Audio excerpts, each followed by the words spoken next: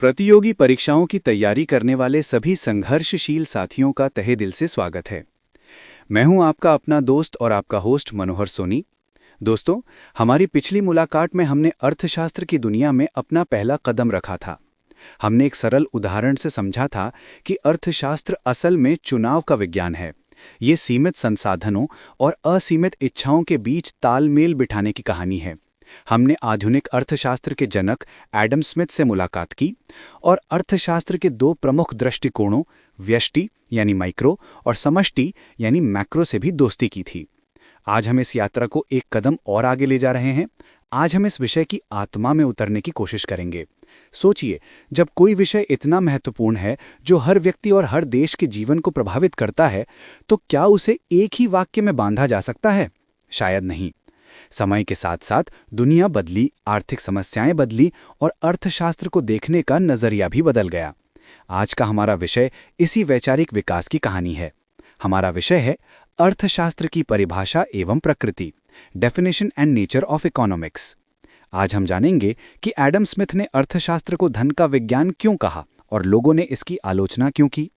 Alfred Marshall ने इसमें मानव कल्याण का पहलू कैसे जोड़ा और लॉयनल रॉबिन्स की दी गई परिभाषा को आज भी सबसे सटीक क्यों माना जाता है। हम ये भी समझने की कोशिश करेंगे कि अर्थशास्त्र की असली प्रकृति क्या है।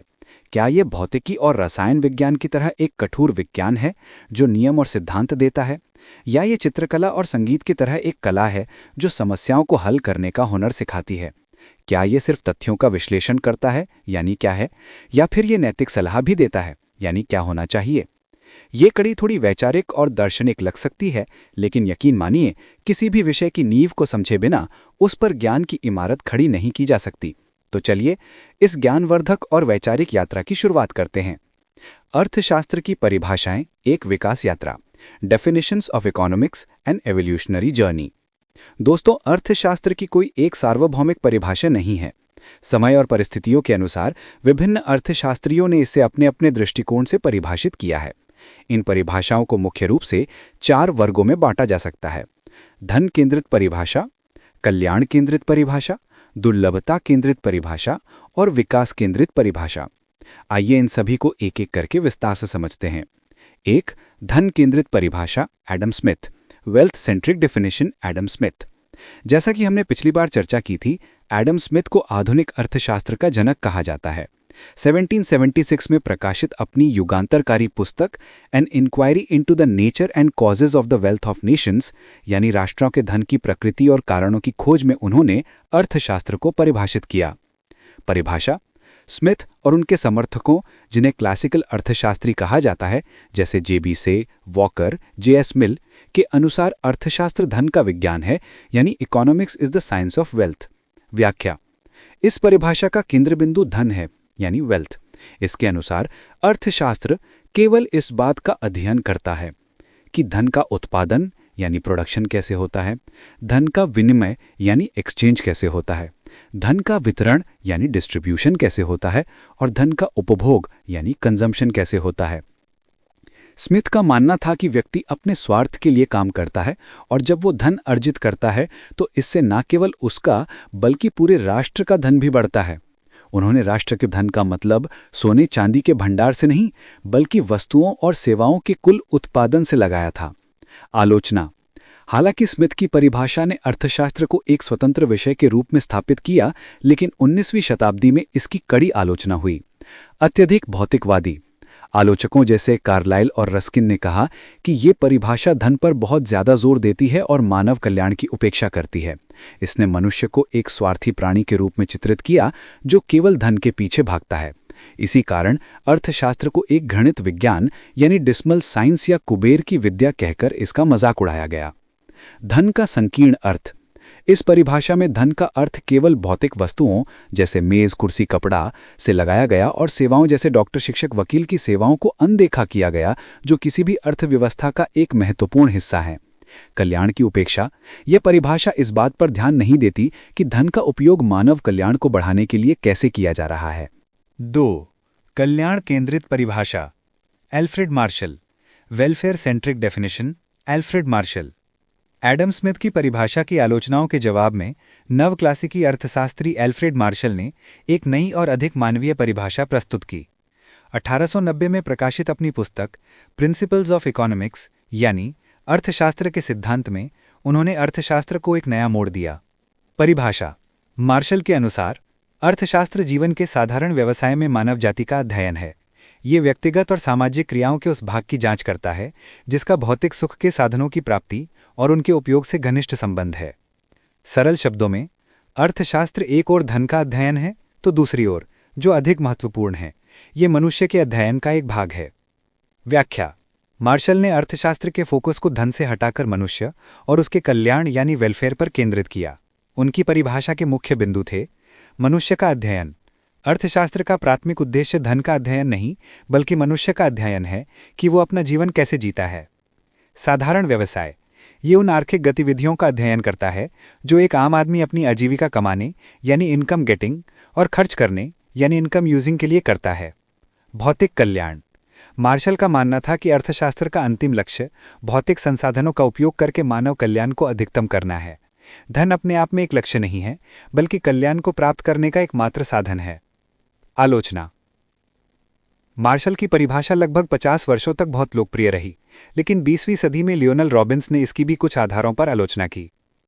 भौतिक शब्द पर आपत्ति: रॉबिन्स ने तर्क दिया कि अर्थशास्त्र केवल भौतिक वस्तुओं का अध्ययन नहीं करता। अभौतिक सेवाएं जैसे गायक का गीत, एक डॉक्टर की सलाह भी आर्थिक गतिविधियों का हिस्सा हैं क्योंकि ये दुर्लभ हैं और इनकी एक कीमत है। कल्याण को मापना असंभव है: कल्याण एक व्यक्तिपरक और मनोवैज्ञानिक अवधारणा है। जिसे एक व्यक्ति कल्याण मानता है, हो सकता है दूसरे के लिए वो ना हो। इसे मापना बहुत कठिन है, इसलिए इसे विज्ञान का आधार नहीं बनाया जा सकता। उदाहरण के लिए, शराब और सिगरेट का उत्पादन एक बड़ी आर्थिक गतिविधि है, लेकिन यह मानव कल्याण को बढ़ाता है या घटाता है, ये बहस का विषय है। विश्लेषणात्मक नहीं है: ये परिभाषा केवल उन गतिविधियों तक सीमित है जो कल्याण को बढ़ावा देती हैं, जिससे इसका क्षेत्र संकुचित हो जाता है। अर्थशास्त्र को अच्छा या बुरा, नैतिक या अनैतिक के बीच भेदभाव नहीं करना चाहिए। उसे तो बस दुर्लभता की समस्या का अध्ययन करना चाहिए। 3. दुर्लभता केंद्रित परिभाषा: Lionel Robins. Scarcity centric definition: Lionel Robins. 1932 में लियोनल रॉबिन्स ने अपनी पुस्तक an essay on the nature and significance of economic science में अर्थशास्त्र की एक ऐसी परिभाषा दी जिसे आज तक सबसे वैज्ञानिक और तार्किक माना जाता है। परिभाषा: रॉबिन्स के अनुसार अर्थशास्त्र वो विज्ञान है जो असीमित लक्ष्यों तथा वैकल्पिक उपयोग वाले सीमित साधनों के बीच मानवीय व्यवहार का अध्ययन करता है। Economics is the science which studies human behavior as a relationship between ends and scarce means which have alternative uses. व्याख्या: ये परिभाषा अर्थशास्त्र की केंद्रीय समस्या, चुनाव की समस्या पर आधारित है। इसके 4 मूलभूत स्तंभ हैं: असीमित इच्छाएं यानी अनलिमिटेड एंड्स। मनुष्य की आवश्यकताएं और इच्छाएं अनंत हैं। एक इच्छा पूरी होती है तो दूसरी जन्म ले लेती है। सीमित साधन यानी स्कैर्स या लिमिटेड मीन्स। इन इच्छाओं को पूरा करने के लिए हमारे पास संसाधन जैसे पैसा, समय, श्रम सीमित या दुर्लभ हैं। साधनों के वैकल्पिक उपयोग: ऑल्टरनेटिव यूजेस ऑफ मीन्स। इन सीमित साधनों का केवल एक ही नहीं बल्कि कई अलग अलग कामों में इस्तेमाल किया जा सकता है। जैसे एक जमीन के टुकड़े पर आप खेती भी कर सकते हैं, स्कूल भी बना सकते हैं या कारखाना भी। चुनाव की आवश्यकता: नेसेसिटी ऑफ चॉइस। चूंकि इच्छाएं असीमित हैं और साधन सीमित हैं जिनके वैकल्पिक उपयोग हैं, हमें ये चुनाव करना पड़ता है कि किन इच्छाओं को पहले पूरा किया जाए और किन को छोड़ा जाए। अर्थशास्त्र इसी चुनाव करने के व्यवहार का अध्ययन है। विशेषताएं: वैज्ञानिक और सार्वभौमिक। ये परिभाषा सार्वभौमिक है क्योंकि दुर्लभता और चुनाव की समस्या हर व्यक्ति, हर समाज और हर देश में, चाहे वो पूंजीवादी हो या समाजवादी, हमेशा मौजूद रहती है। तटस्थ: ये परिभाषा नैतिक रूप से तटस्थ है। ये नहीं बताती कि क्या अच्छा है या बुरा, ये तो बस दुर्लभता की स्थिति में निर्णय लेने का विश्लेषण करती है। आलोचना: हालांकि रॉबिन्स की परिभाषा को व्यापक रूप से स्वीकार किया गया है, लेकिन कुछ अर्थशास्त्रियों का मानना है कि अत्यधिक सैद्धांतिक। ये परिभाषा बहुत ज़्यादा सैद्धांतिक और अमूर्त है। ये गरीबी, बेरोजगारी, आर्थिक विकास जैसी प्रायोगिक और मानवीय समस्याओं से खुद को अलग कर लेती है। स्थैतिक: ये परिभाषा संसाधनों को स्थिर मानती है, जबकि वास्तविकता में समय के साथ तकनीकी प्रगति से संसाधन बढ़ सकते हैं। ये आर्थिक विकास के पहलू की उपेक्षा करती है। 4. विकास केंद्रित परिभाषा: Paul Samuelson. Growth centric definition: Paul Samuelson. आधुनिक अर्थशास्त्रियों, विशेषकर नोबेल पुरस्कार विजेता पॉल सैमुएल्सन ने रॉबिन्स की दुर्लभता केंद्रित परिभाषा को और व्यापक बनाने का प्रयास किया। उन्होंने इसमें आर्थिक विकास और समय के तत्व को शामिल किया।